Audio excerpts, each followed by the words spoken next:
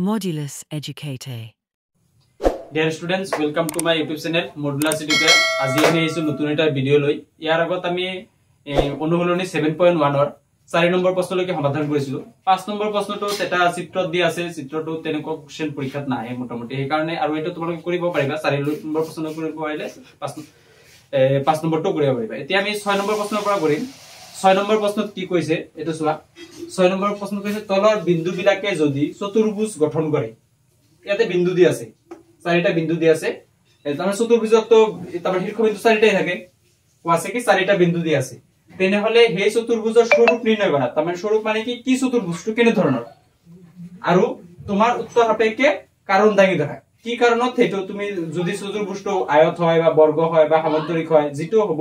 এই সমান্তৰিকটো কি হ'ব এটো কাৰণ ধৰিব দিছে যদি আমি এটা চতুৰ্ভুজ যে প্ৰমাণ কৰিলো এটো এটা চতুৰ্ভুজ যে বৰ্গটো কি হ'ল হেতু কাৰণটো দাঙি ধৰিব দিছে তো আমি কি কৰিম যে ধৰি লও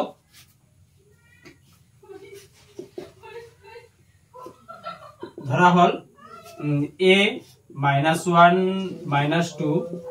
b 1 0 c -1 2 আৰু d -3 0 চাৰিটা চতুৰ্ভুজৰ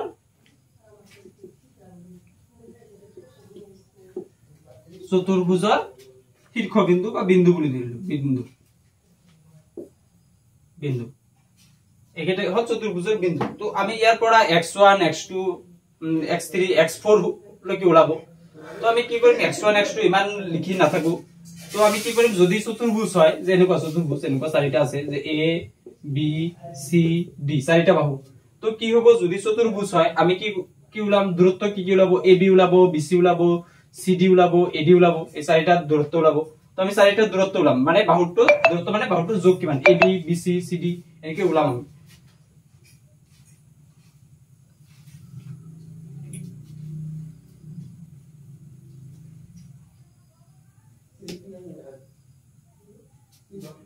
এতিয়া আমি যদি ab ওলাও ab সূত্ৰটো কি হ'ব √x2 - x1 square plus y2 - y1 whole square তো x2 এর ভ্যালু কিমান ইয়াতে a আৰু b এই দুটাৰ মাজত x2 কি হ'ব এটো হ'ব x2 মানে 1 - x1 কিমান হ'ব x1 হ'ব -1 মানে দুটা -1 এই কাৰণে সেকেন্ড ব্ৰ্যাকেট দি দিও ইয়াতে স্কয়াৰ প্লাস y2 হৈ আছে 0 মাইনাস আৰু এটা -2 স্কয়ার তো তে কি হৈ যাব 1 minus minus plus 1 whole square plus 0 minus plus মানে 2 স্কয়ার হৈ যাব ইয়াতে তো এটো কি হৈ যাব যে √2 স্কয়ার প্লাস 2 স্কয়ার 2 স্কয়ার মানে 4 প্লাস 4 মানে √8 মানে কি হ'ব 2 4 2 তার মানে 2√2 মানে ab এর ভ্যালু কিমান হল ab এর ভ্যালু হল 2√2 তো এইখিনি মহাৰি লম এতিয়া যে bc উলিয়াম তো আগতে সাইডত লিখি লও a কিমান আছিল -1 -2 b আছে 1 0 c আছে -1 2 d আছে -3 0 তো এতিয়া আমি কি কৰিম এতিয়া আমি bc উলিয়াম যে bc কি হ'ব bc সেম b আৰু c মাজত হলে b আৰু c x3 - x2 x3 - x2 square plus y3 - y2 whole square x3 value কিমান x3 ভ্যালু আছে -1 minus x2 value 1 whole square plus y3 value y3 হৈ আছে 2 মাইনাস 0 হোল স্কয়ার তো কিমান হ'ব -1 -2 স্কয়ার প্লাস 2 স্কয়ার -2 স্কয়ার মানে 4 plus 4 মানে √8 মানে 2√2 মানে ab পালো 2√2 bc পাইছো 2√2 মানে ইয়াতে লিখি রাখো যে ab কিমান পালো 2√2 bc কিমান পালো 2√2 AB BC আৰু কি উলিয়াব লাগিব CD আৰু CD উলিয়াও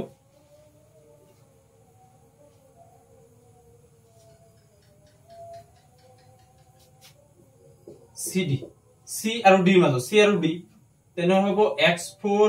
- x3 whole square plus y4 - y3 y4 - y3 whole square x4 কিমান x4 হৈ আছে -3 -1 সেকেন্ড ব্র্যাকেট দি দিলু প্লাস y4 হৈ আছে 0 - y3 2 -3 plus 1 whole square plus -2 square মানে ইয়াতে প্লাস এ মাইনাস মাইনাস মানে 3 এর পরে 1 গলে 2 প্লাস -2 স্কয়ার মানে -2 স্কয়ার কি মানে -2 স্কয়ার কইলে হই আছে 4 plus 4 মানে √8 মানে 2√2 মানে BC CD কিমান পাইছো CD পাইছো 2√2 BC CD আৰু কি থাকিব AD উলিয়া A আৰু D মাজত কি হ'ব যে x4 - x1 whole square plus y4 - y1 whole square x4 এর ভ্যালু কিমান x4 এর ভ্যালু -3 মাইনাস আৰু এটা -1 মানে -1 y4 হল 0 মাইনাস আৰু এটা -2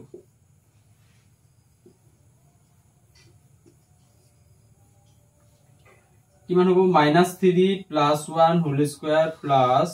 -2 square -2 square plus -2 square তো -2 square মানে 4 plus 4 মানে √8 মানে 2√2 মানে BC CD AD কি পালো AD 2√2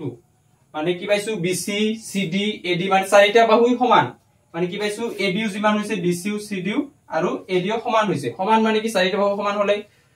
বৰ্গ হয় আৰু বৰ্গ হলে কি হয় যে বৰ্গ হলে হয় যদি এটো বৰ্গ মানে চাৰিটা বাহু সমান আছে সমান থাকিলে কি হ'ব বৰ্গৰ কৰ্ণবিলাক A B C D কৰ্ণবিলাকো কি হ'ব সমান হ'ব মানে AC আৰু BD ৰ ভ্যালু সমান হ'ব তো AC আৰু BD উলিয়াম এতিয়া যে AC কিমান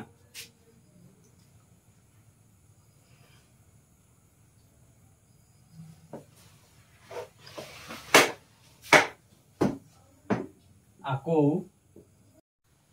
কি পালো আমি চাৰিটা বাহু সমান পালো চাৰিটা বাহু সমান হলে বৰ্গ হয় আৰু কি হয় বৰ্গৰ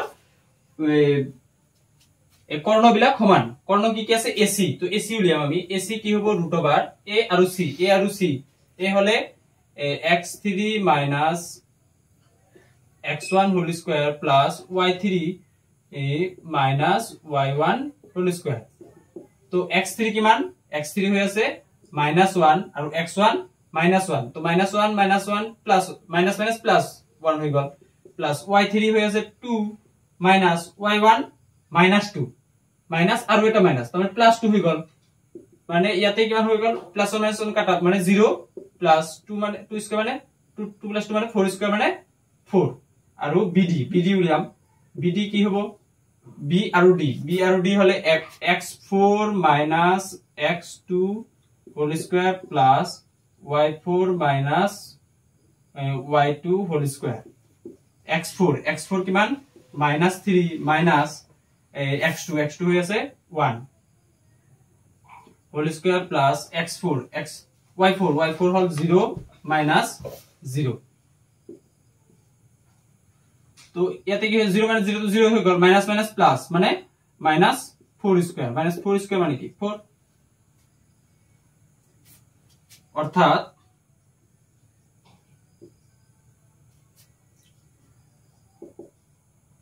প্রদত্ত বিন্দু কেইটায়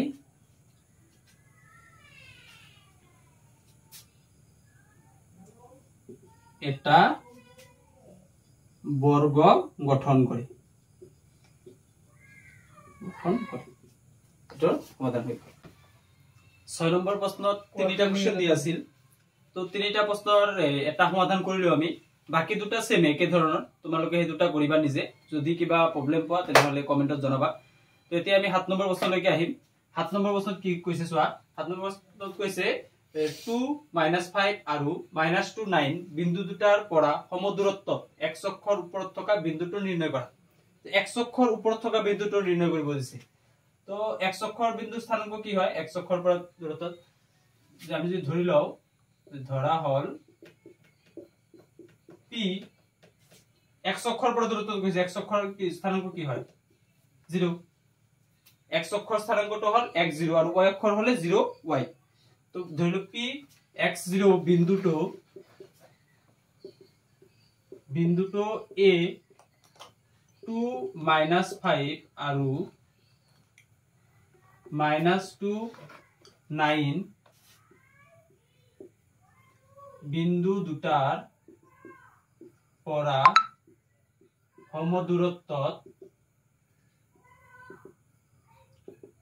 সমদূৰত্বত আছে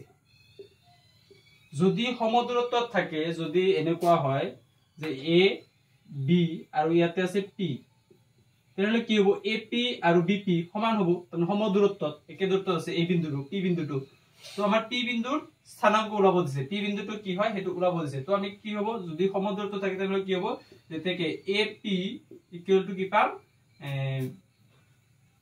pb বা bp যিকোনো লিখিলে হল তো ap কি হ'ব ap ৰ মাজত a আৰু p ৰ মাজত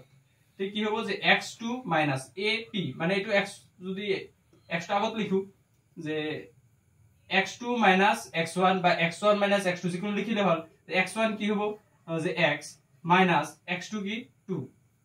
whole square plus y2 minus y1 hall -5 minus 0 equal to bp b আৰু p ৰ মাজত b এটো b আৰু p ৰ মাজত তো এটো x minus -2 x minus -2 তাৰ মানে +2 হৈ যাব স্কয়াৰ প্লাস 0 মাইনাস আৰু -9 তাৰ মানে +9 হৈ যাব সমান সমানৰ দুইফালে ৰুট ওভাৰ আছে কাটা যাব তো কি থাকিব যে x - 2 whole square plus -5 square মানে 25 equal to x + 2 whole square x + 2 whole square plus 9 square মানে 81 তো এটো যদি আমি ফর্মুলা ভাঙি দিও কি হ'ব x a স্কয়ার মানে x square plus 2ab 2a মানে কি x আৰু b মানে 2ab plus b square 2 square আৰু 25 তো মই এফালে লৈ যাও বা ইয়াত থাকক এক লাইন 25 থাকিল এফালে কি হ'ব যে x square plus 2ab plus b square plus 81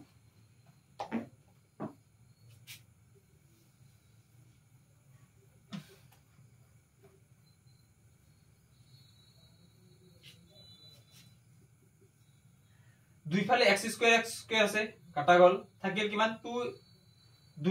আৰু 2 4x প্লাস 2 স্কয়ার মানে 4 প্লাস 25 ইকুয়াল টু 2 * 2 4x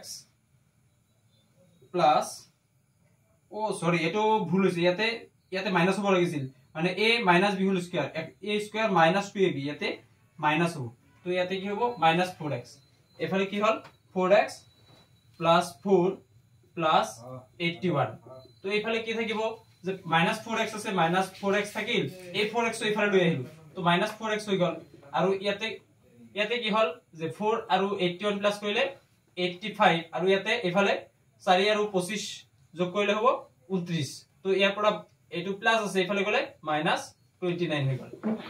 তো মাইনাস প্লাস 4 4 8 8x -8x = 85 ৰ পৰা 29 গলে হ'ব 56 তো x = কিমান হ'ব 56/8 মাইনাস হ'ব তো x = -7 x ৰ ভ্যালু কিমান পালো -7 যেহেতু x অক্ষৰ পৰা কৈছিল x অক্ষৰ পৰা কলে বিন্দু স্থানাঙ্ক কি হয় x0 এতেকে নির্ণয়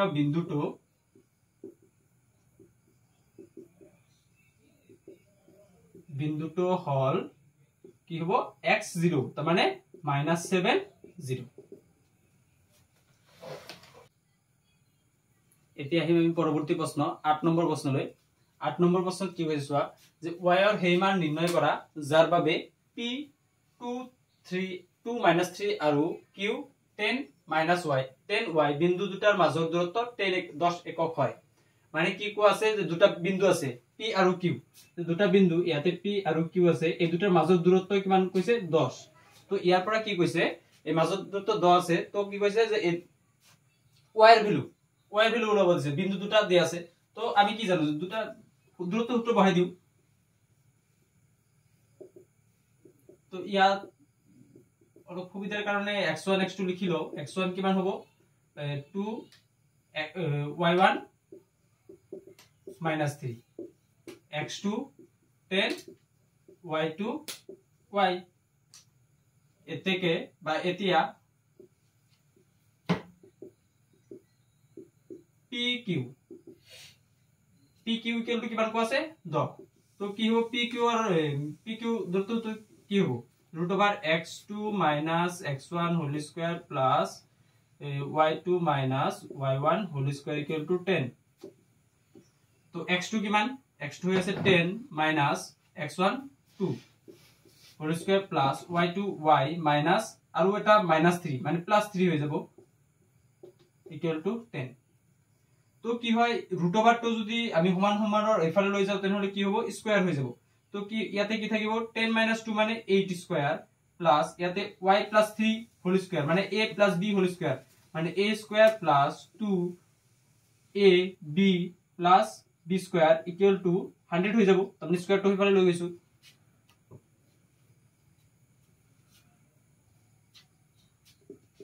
8 স্কয়ার মানে 64 প্লাস y স্কয়ার প্লাস 3 আৰু 2 গুণ 6 6y প্লাস 9 ইকুয়াল টু 100 তো ইয়াতে কিমান থাকিল যে 64 আৰু 9 প্লাস কৰিলে কিমান হৈ যাব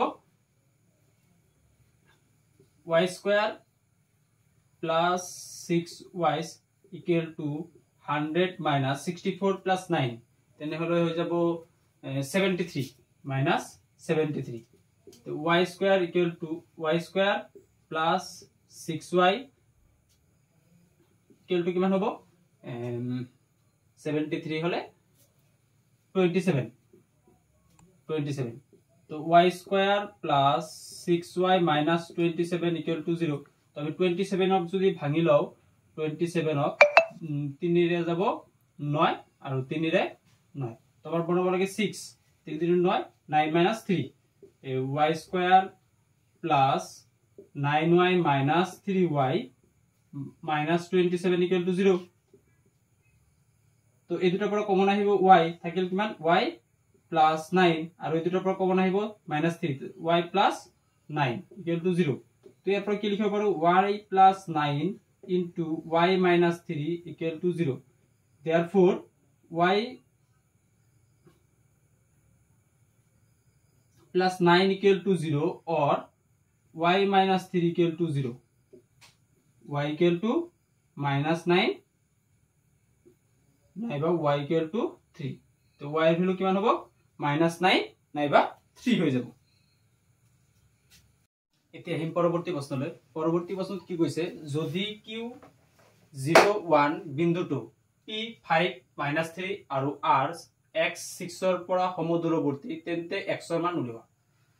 তাৰ মানে কি কৈছে q বিন্দু তাৰ মানে q বিন্দুটো কি কৈছে p আৰু r ৰ পৰা সমদূৰৱৰ্তী মানে pq যিমান হ'ব qr কিমান হ'ব তো সমদূৰৱৰ্তী কোৱা আছে ইয়াৰ পৰা আমাৰ কি ওলাব লাগে x ৰ ভ্যালু ওলাব লাগে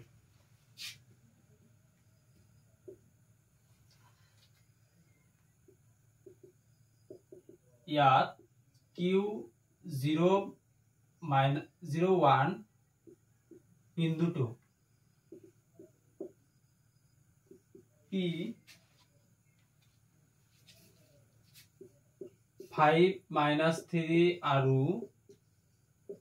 r x6 ৰ পৰা সমদূৰৱৰ্তী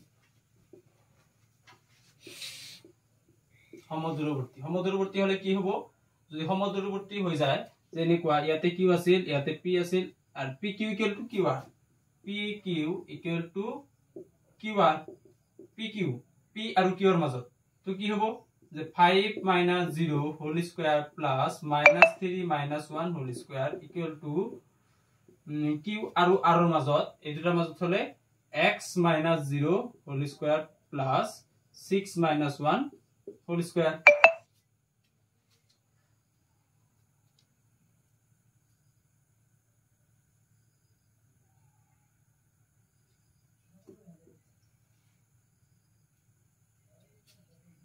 তো ইয়াতে কি হৈ যাব 5 - 0 মানে 5 স্কয়ার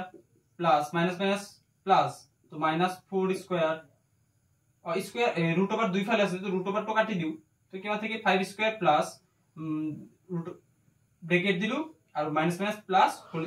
মানে ব্ৰ্যাকেট প্লাস আৰু মাইনাস একে লগে আছে কাৰণে এই ব্র্যাকেটটো দিছো তো ইয়াতে কিমান থাকিল x - 0 স্কয়ার মানে x স্কয়ার প্লাস 6 - 1 মানে 5 স্কয়ার তো দুই ফালে 5 স্কয়ার আছে কাটা গল তো কিমান থাকিল এফালে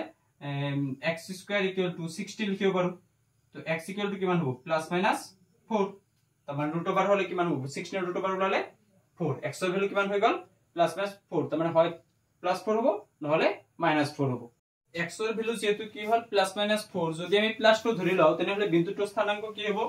এতেকে বিন্দুটোৰ স্থানাঙ্ক মানে x এৰ মান উলাল মানে এতেকে r বিন্দুৰ স্থানাঙ্ক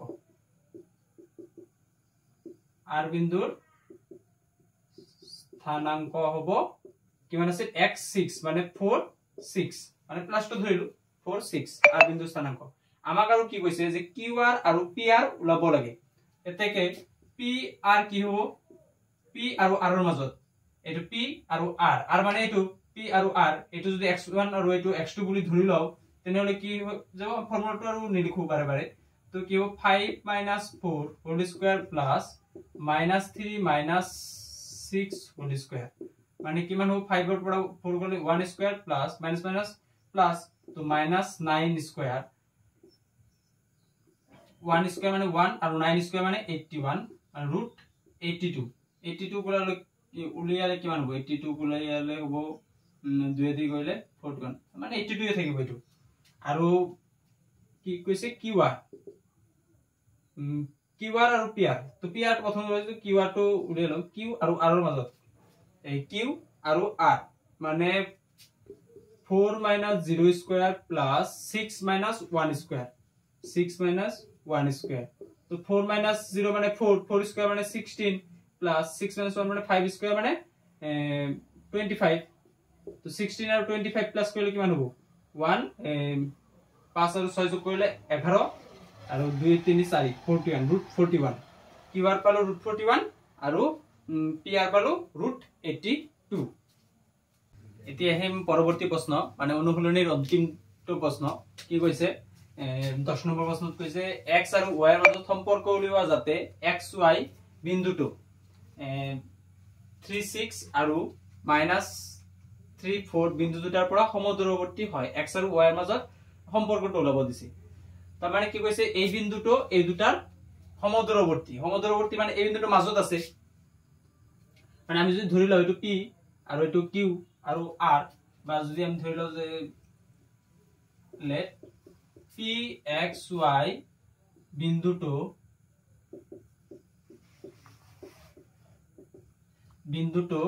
এটো a বুলি ধৰিলো 36 আৰু b -3 4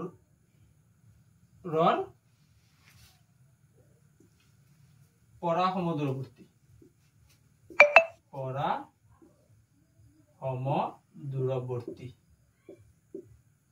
তেনে কি হৈ যাব যে pa ইকুৱেল টু pb মানে p টো মাজত আছে তেনে কি হৈ যাব আমি ৰুটটো নিদিলে হয় যেহেতু দুই ফালে ৰুটটো কাটাই যায় তো ৰুটটো নিদিও p আৰু a এই দুটাৰ মাজত হলে কি হ'ব যে x -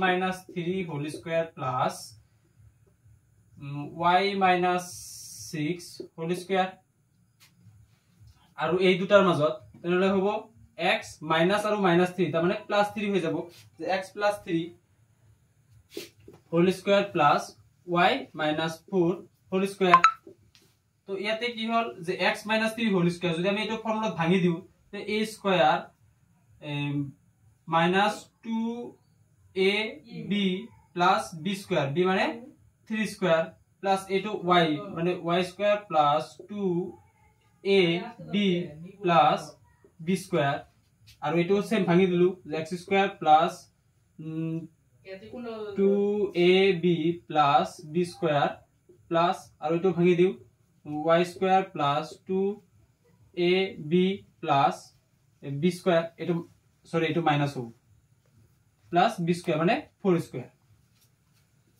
এটো x square আছে এটো x square আছে কটা গল ইয়াতে y square আছে ইয়াতে y square আছে কটা গল ইয়াতে থাকিল কিমান minus 6x plus 9 plus 12y plus 36 আৰু ইফালে থাকিল 6x plus 9 minus 8y plus 16 মানে ইয়াতেও 9 আছে ইয়াতেও 9 আছে সমান সমান দুই পারে 9 টো কাটা যায় আগতে আগৰ লাইনে তো দিব পারলো হয় তো আমি দিয়া নাই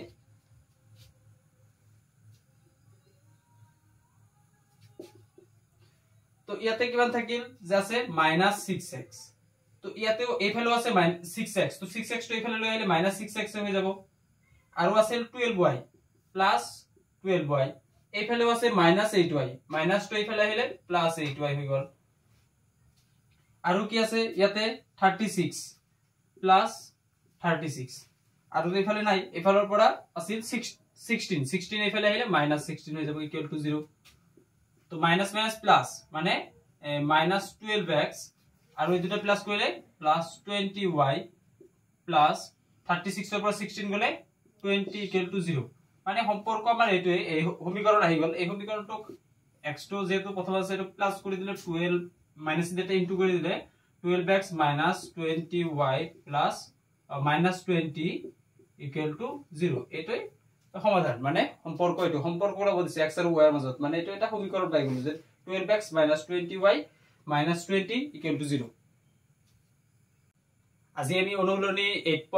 7.1 টো কমপ্লিট কৰিলো গটেখিনি আগৰ এটা ভিডিওত 7.1 ৰ 4 নম্বৰ প্ৰশ্নলৈকে আমি সমাধান কৰিছিলো 5 নম্বৰটো যেহেতু চিত্ৰ দি আছে ডাঙৰ এটা চিত্ৰ এটো প্ৰশ্ন পৰীক্ষাত সচৰাচৰ নাহে তোমালোকে এটো নিজে ট্ৰাই কৰিবা আৰু 6 নম্বৰ প্ৰশ্ন মই এটা সমাধান কৰাই দিলো আজি বাকি দুটা তোমালোকে নিজে কৰিবা আৰু 7 8 9 আৰু 10 নম্বৰটো সমাধান কৰা হল তো এইকেইটা যদি তোমালোকৰ কিবা প্ৰবলেম থাকে তেনে হলে এটো তোমালোকে কমেন্টত জনাবা যদি বুজি পোৱা নাই বা কিবা প্ৰবলেম থাকে আৰু লগতে ভিডিওটো সবে লাইক কৰিবা শেয়াৰ কৰিবা আৰু সাবস্ক্ৰাইব কৰিবা আৰু বেল আইকনটো দবাই দিবা যাতে বন্ধু তোমালোকে ভিডিওটো আপলোড হোৱাৰ লগে লগে